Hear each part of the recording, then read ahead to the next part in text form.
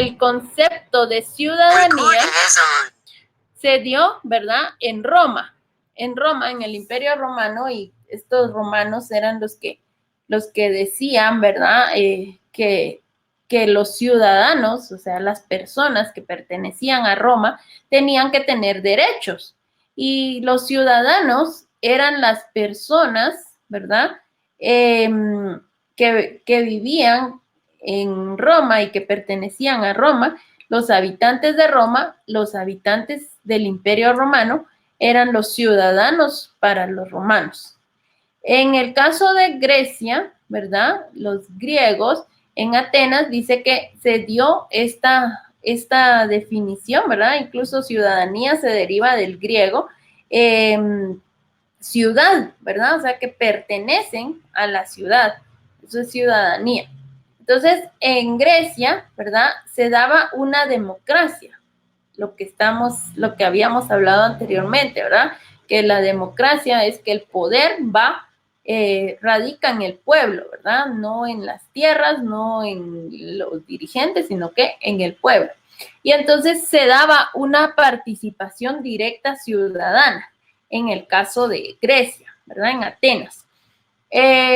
Pero algo podríamos decir interesante aquí es que desde que surgió, ¿verdad?, los ciudadanos en Atenas solo eran los hombres y los libres, ¿sí? O sea que ellos eran ciudadanos, las mujeres no se tomaban en cuenta, podríamos decir, o sea, no pertenecían a esta ciudadanía.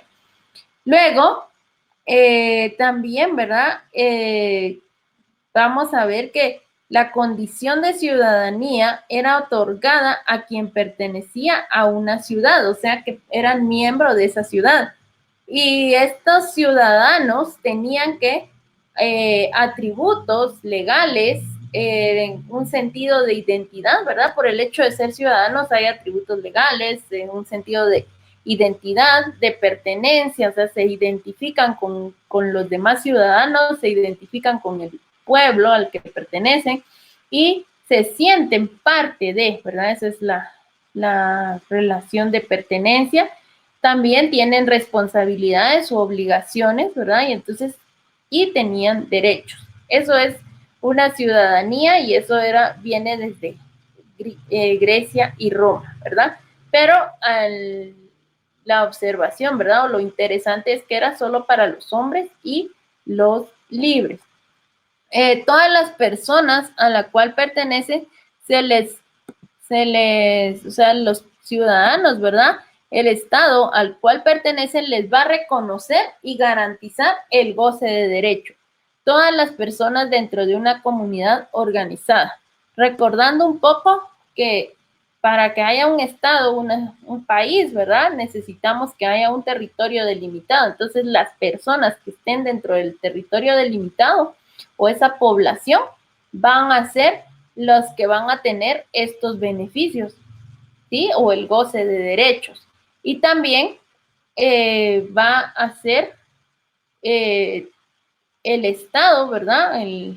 Como recordando los elementos del Estado, la población, el territorio determinado y sus dirigentes, o sea, el poder. Y entonces ahí estos poderes son los que van a van a estar obligados en cierta forma y van a ser los responsables de garantizar el goce de derechos a los ciudadanos. Y así era como les decía que fue como surgió esta ciudadanía, pero recordando, ¿verdad?, solo para hombres y los libres, los que eran esclavos, extranjeros y todo esto, no, porque no pertenecían, no eran ciudadanos de ahí. Lo mismo en la Edad Media, ¿verdad?, que hemos platicado. La Edad Media, ahí se daba el vasallaje, o sea, los vasallos era todo el pueblo, ¿verdad? Aparte estaban los nobles y tenían la protección por señores feudales, o sea, en la Edad Media era lo que les decía de feudalismo, ¿verdad? El sistema de gobierno feudal. Y luego ya venimos, después de la Edad Media, se dio la Edad Moderna, donde habían reyes, ¿verdad? Estos reyes en la Edad Media eran señores feudales, ¿verdad? Y después fueron los que se convirtieron en toda la nobleza. Luego los reyes ya eran estados nacionales, o sea, cada rey tenía su territorio y todos los súbditos, podríamos decir. Y ahí entonces ya se dio el resurgimiento de los derechos civiles y políticos y también la soberanía popular e igualdad de derechos. Eso se buscaba, ¿verdad? En la edad moderna, que hubiera igualdad de derechos y también soberanía popular, y los reyes eran los que dirigían, los reyes eran los dueños, ¿verdad? Y todos tenían que servir al rey, los sirvientes del rey, pero él también les daba ciertos beneficios, ¿verdad? A cambio de tributos que le tenían que dar al rey y a sus familias, ¿verdad? Y entonces después de la Edad Moderna vino la Revolución Francesa. O sea, ya cuando se dieron cuenta las personas, ¿verdad? Y dijeron, ¿por qué tiene que gobernarnos un rey? ¿Por qué el rey tiene que ser dueño de todo? Si nosotros también podemos, ¿verdad? Nosotros tenemos las capacidades, nosotros nos podemos dirigir solos y todo, no necesitamos que alguien esté dirigiéndonos, y entonces se hizo esta Revolución Francesa, y que una de sus principios, ¿verdad?, era buscar la libertad, la justicia y el progreso. Y decían de que si estaba alguien, solo el rey, ¿verdad?, y todos los nobles dirigiendo y todo, no se iba a poder. Entonces, como que buscaron las personas tener este poder, ¿verdad? Y entonces con la Revolución Francesa también se legalizaron los derechos, y esto sí, acordándose de que la ciudadanía seguía siendo, o los ciudadanos seguían siendo los hombres y los libres, ¿verdad?